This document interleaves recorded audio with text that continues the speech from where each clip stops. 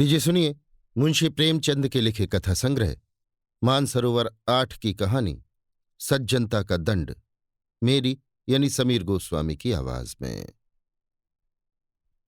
साधारण मनुष्य की तरह शाहजहांपुर के डिस्ट्रिक्ट इंजीनियर सरदार शिव सिंह में भी भलाइयां और बुराइयां दोनों ही वर्तमान थीं। भलाई ये थी कि उनके यहाँ न्याय और दया में कोई अंतर न था। बुराई ये थी कि वे सर्वथा निर्लोभ और निस्वार्थ थे। भलाई ने मातहतों को निडर और आलसी बना दिया था। बुराई के कारण उस विभाग के सभी अधिकारी उनकी जान के दुश्मन बन गए थे। प्रातःकाल का समय था। वे किसी पुल की निगरानी के लिए तैयार खड़े थे, मगर साइस अभी तक मीठी नींद ले रहा था। रात को उसे अच्छी तरह सहेज दिया था कि पौ फटने के पहले गाड़ी तैयार कर लेना। लेकिन सुबह भी हुई, सूर्य भगवान ने दर्शन भी दिए, शीतल किरणों में गर्मी भी आई, पर साइस की नींद अभी तक नहीं टूटी। सरदार साहब खड़े खड़े थक कर एक कुर्सी पर बैठ गए। साइस तो किसी तरह जागा, परंतु अर्दली के चपरासियों का पता नहीं। जो महाशय डाक लेने गए थे वे एक ठाकुर द्वारा में खड़े चरणामृत की प्रतीक्षा कर रहे थे। जो ठेकेदार को बुलाने गए थे वे बाबा रामदास की सेवा में बैठे गांजे का दम लगा रहे थे। धूप तेज होती जाती थी। सरदार साहब झुंझलाकर मकान में चले गए और अपनी पत्नी से बोले, इतना दिन चढ़ाया, अभी तक एक चपरासी का भी पता नहीं। इनके मारे तो मेरे नाक में दम आ गया है। पत्नी ने दीवार की ओर देखकर दीवार से कहा, यह सब उन्हें सिर चढ़ाने का फल है। सरदार साहब चिढ़कर बोले, तो क्या करूं, उन्हें फांसी दे दूं? सरदार साहब के पास मोटर कार का तो कहना ही क्या, कोई फिटन भी न थी। वे अपने इक्के से ही प्रसन्न थे, जिसे उनके नौकर चाकर अपनी भाषा में उड़न खटोला कहते थे। शहर के लोग उसे इतना आदर सूचक नाम न देकर छकड़ा कहना ही उचित समझते थे। इस तरह सरदार साहब अन्य व्यवहारों में भी बड़े मितव्ययी थे। उनके 2 भाई इलाहाबाद में पढ़ते थे, विधवा माता बनारस में रहती थी। एक विधवा बहन भी उन्हीं पर अवलंबित थी। इसके सिवा कई गरीब लड़कों को छात्रवृत्तियां भी देते थे। इन्हीं कारणों से वे सदा खाली हाथ रहते। यहां तक कि उनके कपड़ों पर भी इस आर्थिक दशा के चिन्ह दिखाई देते थे। लेकिन ये सब कष्ट सहकर भी वे लोभ को अपने पास फटकने न देते थे। जिन लोगों पर उनका स्नेह था वे उनकी सज्जनता को सराहते थे और उन्हें देवता समझते थे। उनकी सज्जनता से उन्हें कोई हानि न होती थी, लेकिन जिन लोगों से उनके व्यावसायिक संबंध थे वे उनके सद्भावों के ग्राहक न थे, क्योंकि उन्हें हानि होती थी। यहां तक कि उन्हें अपनी सहधर्मिणी से भी कभी कभी अप्रिय बातें सुननी पड़ती थीं। एक दिन वे दफ्तर से आए तो उनकी पत्नी ने स्नेहपूर्ण ढंग से कहा, तुम्हारी ये सज्जनता किस काम की, जब सारा संसार तुमको बुरा कह रहा है? सरदार साहब ने दृढ़ता से जवाब दिया, संसार जो चाहे कहे, परमात्मा तो देखता है। रामा ने ये जवाब पहले ही सोच लिया। वो बोली, मैं तुमसे विवाद तो नहीं करती, मगर जरा अपने दिल में विचार करके देखो कि तुम्हारी इस सच्चाई का दूसरों पर क्या असर पड़ता है। तुम तो अच्छा वेतन पाते हो, तुम अगर हाथ ना बढ़ाओ तो तुम्हारा निर्वाह हो सकता है, रूखी रोटियां मिल ही जाएंगी। मगर ये 10-10, 5-5 रुपए के चपरासी मुहर्रिर दफ्तरी बेचारे कैसे गुजर करें? उनके भी बाल बच्चे हैं, उनके भी कुटुंब परिवार हैं, शादी गमी तिथि त्योहार ये सब उनके साथ लगे हुए हैं। भलमनसी का भेष बनाए काम नहीं चलता। बताओ उनका गुजर कैसे हो? अभी रामदीन चपरासी की घरवाली आई थी, रोते रोते आंचल भीगता था। लड़की सयानी हो गई है, अब उसका ब्याह करना पड़ेगा। ब्राह्मण की जाति, हजारों का खर्च, बताओ उसके आंसू किसके सिर पड़ेंगे? ये सब बातें सच थीं। इनसे सरदार साहब को इनकार नहीं हो सकता था। उन्होंने स्वयं इस विषय में बहुत कुछ विचार किया था। यही कारण था कि वो अपने माताहतों के साथ बड़ी नरमी का व्यवहार करते थे। लेकिन सरलता और शालीनता का आत्मिक गौरव चाहे जो हो, उनका आर्थिक मूल बहुत कम है। वे बोले, तुम्हारी बातें सब यथार्थ हैं, किंतु मैं विवश हूं, अपने नियमों को कैसे तोड़ूं?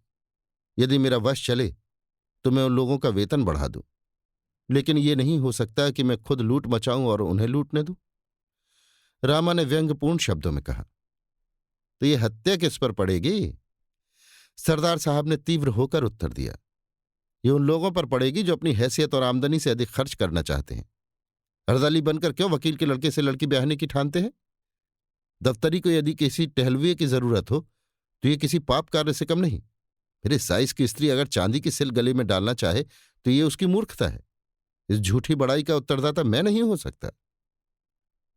इंजीनियरों का ठेकेदारों से कुछ ऐसा ही संबंध है जैसे मधुमक्खियों का फूलों से। अगर वे अपनी नियत भाग से अधिक पाने की चेष्टा न करें तो उनसे किसी को शिकायत नहीं हो सकती। ये मधुरस कमीशन कहलाता है। रिश्वत लोक और परलोक दोनों का ही सर्वनाश कर देती है। उसमें भय है, चोरी है, बदमाशी है। मगर कमीशन एक मनोहर वाटिका है जहां न मनुष्य का डर है न परमात्मा का भय। यहां तक कि वहां आत्मा की छिपी हुई चुटकियों का भी गुजर नहीं है। और कहां तक कहें, इसकी ओर बदनामी आंख भी नहीं उठा सकती। ये वो बलिदान है जो हत्या होते हुए भी धर्म का एक अंश है। ऐसी अवस्था में यदि सरदार शिव सिंह अपने उज्ज्वल चरित्र को इस धब्बे से साफ रखते थे और उस पर अभिमान करते थे तो वे क्षमा के पात्र थे। मार्च का महीना बीत रहा था। चीफ इंजीनियर साहब अपने जिले में मुआयना करने आ रहे थे, मगर अभी तक इमारतों का काम अपूर्ण था। सड़कें खराब हो रही थीं। ठेकेदारों ने मिट्टी और कंकड़ भी नहीं जमा किए थे। सरदार साहब रोज ठेकेदारों को ताकीद करते थे, मगर इसका कुछ फल न होता था। एक दिन उन्होंने सबको बुलाया। वे कहने लगे, तुम लोग क्या यही चाहते हो कि मैं इस जिले से बदनाम होकर जाऊं? मैंने तुम्हारे साथ कोई बुरा सलूक नहीं किया। मैं चाहता तो आपसे काम छीनकर खुद करा लेता, मगर मैंने आपको हानि पहुंचाना उचित न समझा। उसकी मुझे ये सजा मिल रही है। खैर, ठेकेदार लोग यहां से चले तो बातें होने लगीं। मिस्टर गोपाल दास बोले, अब आटे दाल का भाव मालूम हो जाएगा। शहबाज खां ने कहा, किसी तरह इसका जनाजा निकले तो यहां से। सेठ चुन्नीलाल ने फरमाया, इंजीनियर से मेरी जान पहचान है, मैं उनके साथ काम कर चुका हूं, वो इन्हें खूब लथेड़ेगा। इस पर बूढ़े हरिदास ने उपदेश दिया, यारो, स्वार्थ की बात है, नहीं तो सच ये है कि मनुष्य नहीं देवता है। भला और नहीं तो साल भर में कमीशन के 10,000 तो होते होंगे। इतने रुपयों को ठीकरे की तरह तुच्छ समझना कोई सहज बात है? एक हम है कि कौड़ियों के पीछे ईमान बेचते फिरते हैं। जो सज्जन पुरुष हमसे एक पाई का रवादार न हो, सब प्रकार के कष्ट उठाकर भी जिसकी नीयत डवाडोल न हो, उसके साथ ऐसा नीच और कुटिल बर्ताव करना पड़ता है। इसे अपने अभाग्य के सिवा और क्या समझें? शहबाज खां ने फरमाया, हाँ, इसमें तो कोई शक नहीं कि यह शख्स नेकी का फरिश्ता है। सेठ चुन्नीलाल ने गंभीरता से कहा, खां साहब, बात तो वही है जो तुम कहते हो, लेकिन किया क्या जाए? नेक नियति से तो काम नहीं चलता। ये दुनिया तो छल कपट की है। मिस्टर गोपालदास बीए पास थे। वे गर्व के साथ बोले, इन्हें जब इस तरह रहना था तो नौकरी करने की क्या जरूरत थी? ये कौन नहीं जानता कि नीयत को साफ रखना अच्छी बात है, मगर यह भी तो देखना चाहिए कि इसका दूसरों पर क्या असर पड़ता है। हमको तो ऐसा आदमी चाहिए जो खुद खाए और हमें भी खिलावे, खुद हलवा खाए, हमें रूखी रोटियां ही खिलावे। वो अगर 1 रुपया कमीशन लेगा तो उसकी जगह 5 का फायदा करा देगा। इन महाशय के यहां क्या है? इसीलिए आप जो चाहे कहें, मेरी तो कभी इनसे निभ नहीं सकती। शहबाज खां बोले, हाँ, नेक और पाक साफ रहना जरूर अच्छी चीज है, मगर ऐसी नेकी ही से क्या जो दूसरों की जान ही ले ले। बूढ़े हरिदास की बातों की जिन लोगों ने पुष्टि की थी, वे सब गोपालदास की हाँ में हाँ मिलाने लगे। निर्बल आत्माओं में सच्चाई का प्रकाश, जुगनू की चमक है। सरदार साहब की एक पुत्री थी। उसका विवाह मेरठ के एक वकील के लड़के से ठहरा था। लड़का होनहार था, जाति कुल का ऊंचा था। सरदार साहब ने कई महीनों की दौड़ धूप में इस विवाह को तय किया था और सब बातें तय हो चुकी थी, केवल दहेज का निर्णय नहीं हुआ था। आज वकील साहब का एक पत्र आया। उसने इस बात का भी निश्चय कर दिया, मगर विश्वास, आशा और वचन के बिल्कुल प्रतिकूल। पहले वकील साहब ने एक जिले के इंजीनियर के साथ किसी प्रकार का ठहराव व्यर्थ समझा। बड़ी सस्ती उदारता प्रकट की। इस लज्जित और घृणित व्यवहार पर खूब आंसू बहाए, मगर जब ज्यादा पूछताछ करने पर सरदार साहब के धन वैभव का भेद खुल गया, तब दहेज का ठहराना आवश्यक हो गया। सरदार साहब ने आशंकित हाथों से पत्र खोला। 5,000 रुपये से कम पर विवाह नहीं हो सकता। वकील साहब को बहुत खेद और लज्जा थी कि वे इस विषय में स्पष्ट होने पर मजबूर किए गए, मगर वे अपने खानदान के कई बूढ़े खुर्राट विचारहीन स्वार्थांध महात्माओं के हाथों बहुत तंग थे। उनका कोई वश न था। इंजीनियर साहब ने एक लंबी सांस ली। सारी आशाएं मिट्टी में मिल गई। क्या सोचते थे, क्या हो गया? विकल होकर कमरे में टहलने लगे। उन्होंने जरा देर पीछे पत्र को उठा लिया और अंदर चले गए। विचारा कि ये पत्र रामा को सुनावें, मगर फिर ख्याल आया कि यहां सहानुभूति की कोई आशा नहीं। क्यों अपनी निर्बलता दिखाऊं, क्यों मूर्ख बनूं? वो बिना तानों के बात न करेगी। ये सोचकर वे आंगन से लौट गए। सरदार साहब स्वभाव के बड़े दयालु थे और कोमल हृदय आपत्तियों में स्थिर नहीं रह सकता। वे दुख और गिलानी से भरे हुए सोच रहे थे कि मैंने ऐसे कौन से बुरे काम किए हैं जिनका मुझे ये फल मिल रहा है। बरसों की दौड़ धूप के बाद जो कार्य सिद्ध हुआ था वो क्षण मात्र में नष्ट हो गया। अब वो मेरी सामर्थ्य से बाहर है। मैं उसे नहीं संभाल सकता।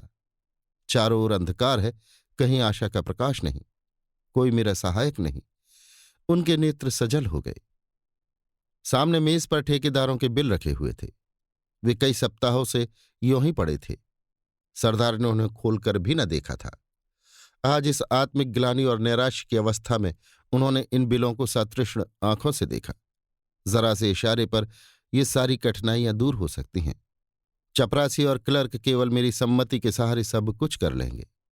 मुझे जबान हिलाने की भी जरूरत नहीं, ना मुझे लज्जित ही होना पड़ेगा। इन विचारों का इतना प्राबल्य हुआ कि वास्तव में बिलों को उठाकर और गौर से देखने और हिसाब लगाने लगे कि उनमें कितनी निकासी हो सकती है। मगर शीघ्र ही आत्मा ने उन्हें जगा दिया। आह, मैं किस भ्रम में पड़ा हुआ हूं! क्या उस आत्मिक पवित्रता को जो मेरे जन्म भर की कमाई है केवल थोड़े से धन पर अर्पण कर दूं? जो मैं अपने सहकारियों के सामने गर्व से सिर उठाए चलता था, जिससे मोटर कार वाले भ्रातृगण आंखें नहीं मिला सकते थे, वही मैं आज अपने उस सारे गौरव और मान को, अपनी संपूर्ण आत्मिक संपत्ति को 10-5 हजार रुपयों पर त्याग दूं? ऐसा कदापि नहीं हो सकता। अब उस कुविचार को परास्त करने के लिए जिसने क्षण मात्र के लिए उन पर विजय पाली थी, वे उस सुनसान कमरे में जोर से ठठाकर हंसे। चाहे ये हंसी उन बिलों ने और कमरे की दीवारों ने ना सुनी हो, मगर उनकी आत्मा ने अवश्य सुनी। उस आत्मा को एक कठिन परीक्षा से पार पाने पर परम आनंद हुआ। सरदार साहब ने उन बिलों को उठाकर मेज के नीचे डाल दिया, फिर उन्हें पैरों से कुचला। तब इस विषय पर मुस्कुराते हुए वे अंदर गए। बड़े इंजीनियर साहब नियत समय पर शाहजहांपुर आए। उनके साथ सरदार साहब का दुर्भाग्य भी आया। जिले के सारे काम अधूरे पड़े हुए थे। उनके खानसामा ने कहा, हुजूर, काम कैसे पूरा हो? सरदार साहब ठेकेदारों को बहुत तंग करते हैं। हेड क्लर्क ने दफ्तर के हिसाब को भ्रम और भूलों से भरा हुआ पाया। उन्हें सरदार साहब की तरफ से ना कोई दावत दी गई, ना कोई भेंट। तो क्या वे सरदार साहब के नातेदार थे जो गलतियां न निकालते? जिले के ठेकेदारों ने एक बहुमूल्य डाली सजाई और उसे बड़े इंजीनियर साहब की सेवा में लेकर हाजिर हुए। वे बोले, हुजूर, चाहे गुलामों को गोली मार दें, मगर सरदार साहब का न्याय अब नहीं सहा जाता। कहने को तो कमीशन नहीं लेते, मगर सच पूछिए तो जान ले लेते हैं। चीफ इंजीनियर साहब ने मुआयने की किताब में लिखा, सरदार शिव सिंह बहुत ईमानदार आदमी है। उनका चरित्र उज्ज्वल है, मगर वे इतने बड़े जिले के कार्य का भार नहीं संभाल सकते। परिणाम ये हुआ कि वे एक छोटे से जिले में भेज दिए गए और उनका दर्जा भी घटा दिया गया। सरदार साहब के मित्रों और स्नेहियों ने बड़े समारोह से एक जलसा किया। उसमें उनकी धर्मनिष्ठा और स्वतंत्रता की प्रशंसा की। सभापति ने सजल नेत्र होकर कंपित स्वर में कहा, सरदार साहब के वियोग का दुख हमारे दिल में सदा खटकता रहेगा। ये घाव कभी न भरेगा। मगर फेयरवेल डिनर में ये बात सिद्ध हो गई कि स्वादिष्ट पदार्थों के सामने वियोग का दुख दुस्सह नहीं। यात्रा के सामान तैयार थे। सरदार साहब जलसे से आए तो रामा ने उन्हें बहुत उदास और मलिन मुख देखा। उसने बार बार कहा कि बड़े इंजीनियर के खानसामा को इनाम दो, हेड क्लर्क को दावत करो, मगर सरदार साहब ने उसकी बात न मानी थी। इसलिए जब उसने सुना कि उनका दर्जा घटा और बदली भी हुई, तब उसने बड़ी निर्दयता से अपने व्यंग बाण चलाए। मगर इस वक्त उन्हें उदास देखकर उससे ना रहा गया। बोली, क्यों इतने उदास हो? सरदार साहब ने उत्तर दिया, क्या करूं, हंसूं? रामा ने गंभीर स्वर से कहा, हंसना ही चाहिए। रोए तो वो जिसने कौड़ियों पर अपनी आत्मा भ्रष्ट की हो, जिसने रुपयों पर अपना धर्म बेचा हो। ये बुराई का दंड नहीं है, ये भलाई और सज्जनता का दंड है। इसे सानंद झेलना चाहिए। ये कहकर उसने पति की ओर देखा तो नेत्रों में सच्चा अनुराग भरा हुआ दिखाई दिया। सरदार साहब ने भी उसकी ओर स्नेहपूर्ण दृष्टि से देखा। उनकी हृदयेश्वरी का मुखारविंद सच्चे आमोद से विकसित था। उसे गले लगाकर वे बोले, रामा, मुझे तुम्हारी ही सहानुभूति की जरूरत थी। अब मैं इस दंड को सहर्ष सहूंगा। अभी आप सुन रहे थे मुंशी प्रेमचंद के लिखे कथा संग्रह मानसरोवर 8 की कहानी सज्जनता का दंड, मेरी यानी समीर गोस्वामी की आवाज में।